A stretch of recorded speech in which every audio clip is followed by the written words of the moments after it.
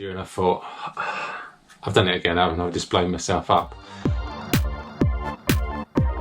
Hi, I'm Chris, 47 club runner, and in today's video we're going to be looking back at my experience of my first ever London Marathon. I think it's important sometimes to look back and to reflect, because if you've seen my race vlog, it didn't go as planned. So if you haven't watched it, I will put a link up there, so stop this video and watch it. But to cut a long story short, if you have watched it, went off a little bit fast, hamstring tightened up, and had to run walk to the finish. So didn't go as planned. And like most of these kind of races, sometimes, you know, they turn out great, sometimes they don't. Obviously mine was the latter. So the overall experience was fantastic. I say the atmosphere in London, if you was lucky enough to run, let me know down in the comments how you found it.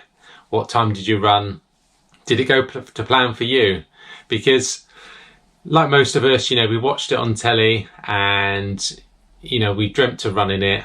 And does it live up to your expectations? Well, for me, 100%. Yes, my dream turned into a nightmare, but we'll get into that into a minute. And trying to delve into maybe why that happened, and obviously also talk about raising money for charity, etc. That kind of kept me going to the end. So the whole experience, nice early start on the Sunday morning. Had to go to bed early on the Saturday. Like probably most of us, it's like a kid before Christmas, isn't it? I didn't sleep. Had about 4 hours sleep. Had to get up about 5. Had some food, got to the train station around about 6:30, and then it was the kind of journey into London. But it's amazing how many runners are on there, the kind of community, you know, we're all chatting, all excited. And we got to London around about 8:30, and then we kind of all split up to our various starts and whatnot. And I was lucky enough that my mum and dad come up with me, because my wife and my daughter, because my daughter's not well, they had to stay at home. And just before I went into the kind of red start, my parents said to me, remember, stick to your pacing. So my pacing was going to be something 7:14 a mile, or 4:30 per kilometre. And that would have put me in for a good for age time of sub 3:10, you know, and that was the goal. And that was not going to be easy, but it was, you know, in my head I thought that was obtainable. But my dream all along was to enter London and to run a sub 3. So it's really weird. I was kind of in the start pen, and we're all chatting, and it's really weird. We all chat about our injuries. So the guy next to me had broke his foot in July and got back into running. I'd obviously got my hamstring injury and only been running for 10 weeks. So we're chatting about that. And everyone's going for that sub 3 or lower in my group, because we were the red start and we were wave 1.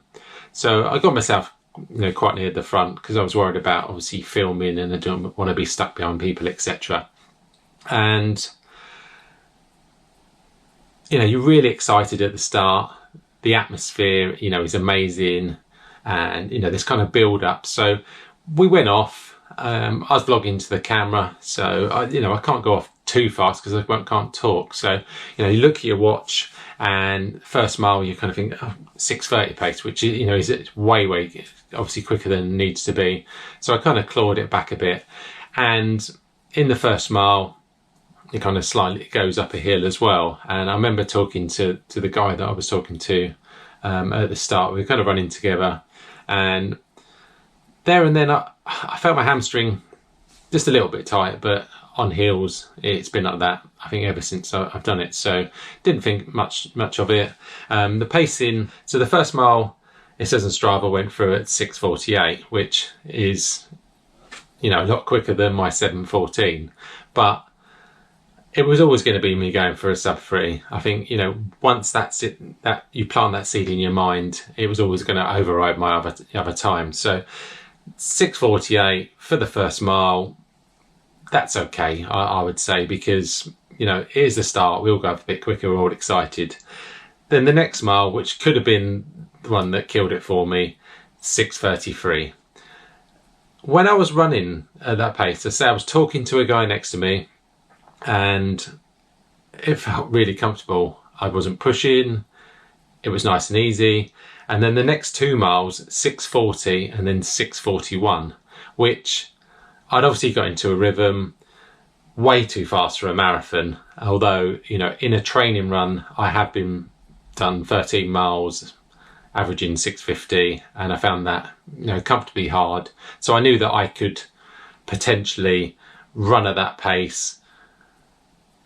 You know, think about it now, it just sounds stupid, doesn't it? Potentially run at that pace for I don't know, 14, 15 miles before I'd actually completely, you know, blow up. So looking at the Strava, that 6:40 and that 6:41, they were both minus 60 feet. So basically it was downhill. So maybe the mile before, the kind of 2 miles before, a kind of combination of them 3 miles, and actually the 5th mile is 0.9 downhill. So over that bit, they're all downhill.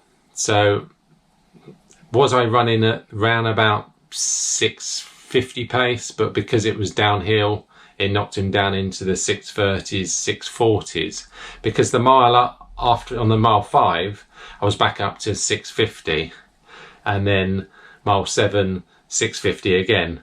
And then we go just up a very slight incline, and then I was up at 7. So, and then the next mile 9 at 7:05. So maybe those paces at the 6:40, yes, it was way too fast for a marathon, but because of the undulation and it going down, maybe I was running about 6:50 pace, but obviously the undulation made it more difficult. But from mile kind of that 9th to 10th, 11th and 12th mile, I was starting to struggle then. And yes, the pace, you know, could have been too hot at the start, but not for that sort of mileage, if that makes any sense. You know, I'd only got to 9 miles. It felt so comfortable. I remember going through Cutty-Sark at 6 miles, seeing my parents and waving to them, where in previous races, you know, I knew, and I was going to blow it up, and I was like, oh no, you know, this can end really badly. So for me, something wasn't right. As I say, from that mile 9, it was just more of an effort. And in the race, you know, your emotions get into you, and I thought, I've done it again, haven't I? I've just blown myself up. But the further I got on to mile 13, the tighter and tighter my left hamstring was becoming. And that was the one that I injured and only started running 10 weeks ago. And so by mile 13, I was down to 7:30 pace, and I just decided there and then that I've got a choice. I could either carry on trying to push it and struggle, or I could just stop, walk, see if I can ease it up.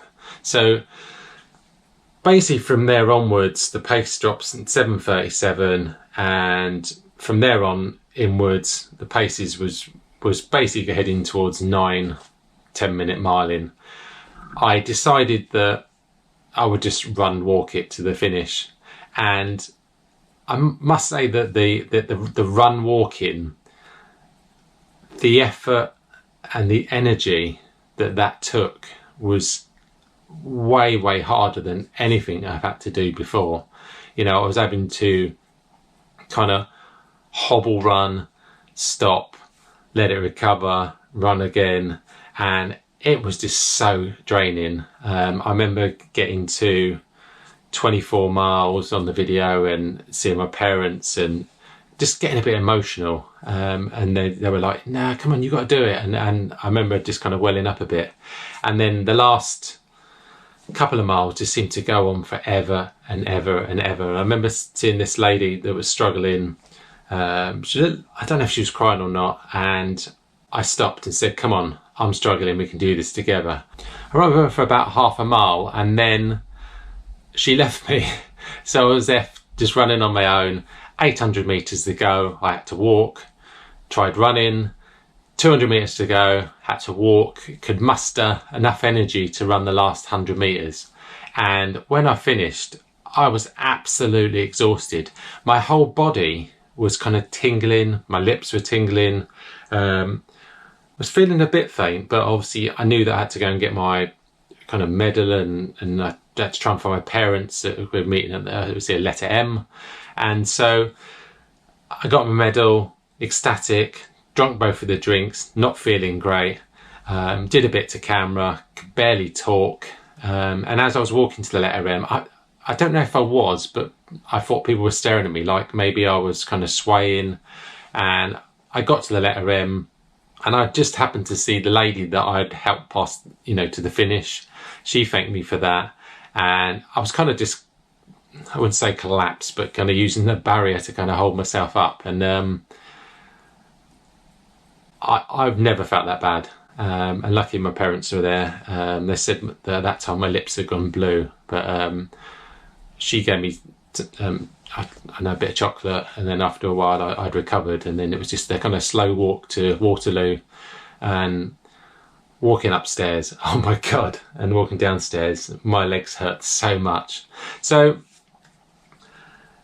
now my hamstring, as I said, I haven't run on it. My thighs are really sore. My back of hamstring is similar to my thighs, so I don't know if I've done any damage or whether it's just kind of fatigue.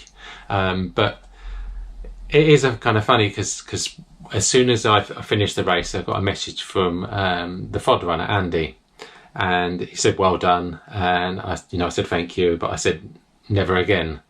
And then the day after the marathon, I entered into the ballot. So it's kind of weird how your emotions, and now it's better to kind of look back, and obviously you picked me up on that. Yes, I am looking forward to do it again. Yes, I have unfinished business with London. In hindsight, you think, yes, I could have gone off slower, but I think, that's just the way I run. It's kind of, I just have to go for it. I need to learn. It was only my 5th race. In hindsight, yes, I run a 3:39.58 in the end, official time. And if I would have gone off slower, I'm sure I could run under 3:20. But I think sometimes you never know if you don't try. And with my training, I only had 10 weeks training, 5 weeks at 40 or above. So, I wasn't even in any sort of shape to be running a marathon, and I didn't know what I was capable of. So I gave it a go. Crashed and burned, but we get to roll on to next time. The reason that I got to the finish line was, one, obviously pride, but because I was running for Breast Cancer Now. So I just wanted to thank you guys for your support. I raised nearly $2,500 for Breast Cancer Now. But went on the Zoom call last night because they wanted to obviously thank everyone that had raised money. I was actually quite emotional listening to some of the stories, but I didn't know that 260 people run for Breast Cancer Now in the actual marathon, and 20 people run in the virtual marathon, and they raised, I think, just over £200,000. So that's fantastic, because that just goes, for research, to supporting people with, breast cancer. So it was an honour and a privilege to do my, first marathon for them, to run London. And if you get the opportunity to run London, and please enter into the ballot. I say it is just amazing.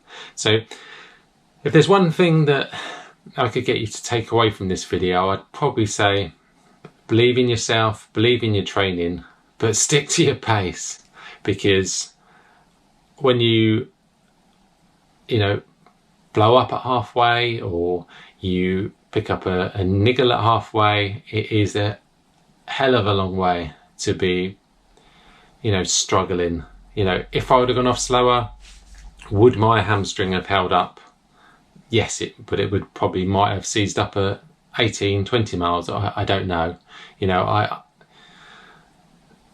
I'd not given it enough time to recover, but pleased I did it though. And I say that's a box that's ticked, but I've definitely got unfinished business. Let me know, as I say, if you run London. Let me know if you run any other marathons. Obviously we've got lots of other marathons coming up, so let me down in the comments. And thank you so much for all your kind words on Strava and YouTube. As I've just been kind of blown away. So I'm going to end it there. As per always, onwards and upwards, and I'll speak to you soon. Cheers.